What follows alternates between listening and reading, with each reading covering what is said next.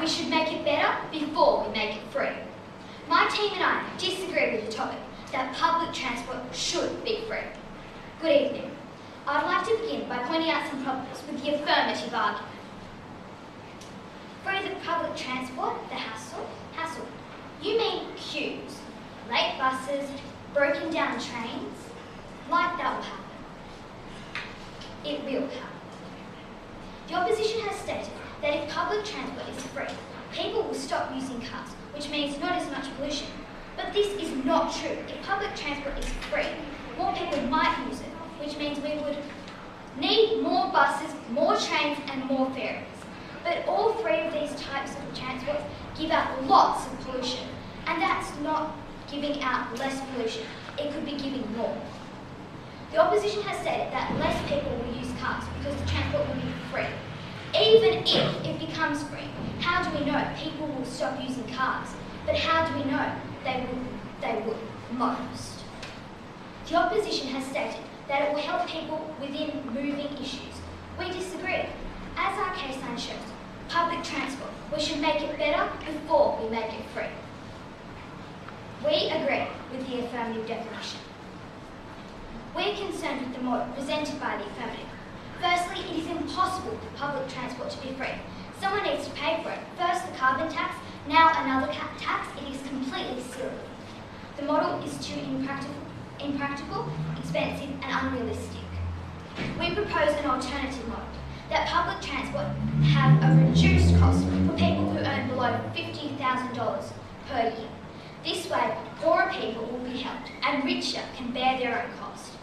This will have all the initiative benefits of free transport without being free. Public transport, we should make it better before we make it free. My team and I present an alternative view. Public transport should not be free. I will begin our case by taking the fact that public transport needs to be better before it is free.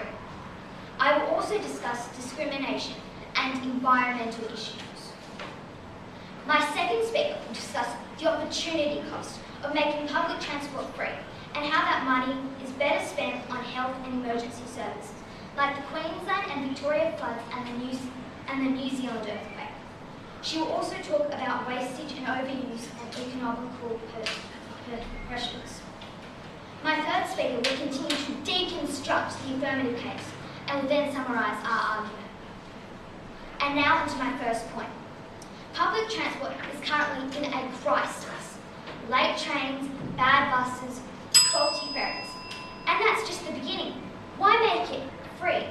How can you win if you can't improve it? Now onto my second point. Discrimination. Making public transport free won't help people who can't use it anyway. Those who are immobile or live in rural areas. It will be a waste of whoever pays for the transport because some people won't be able to use it. What is this meant for? And finally, making public transport won't help the environment for two reasons.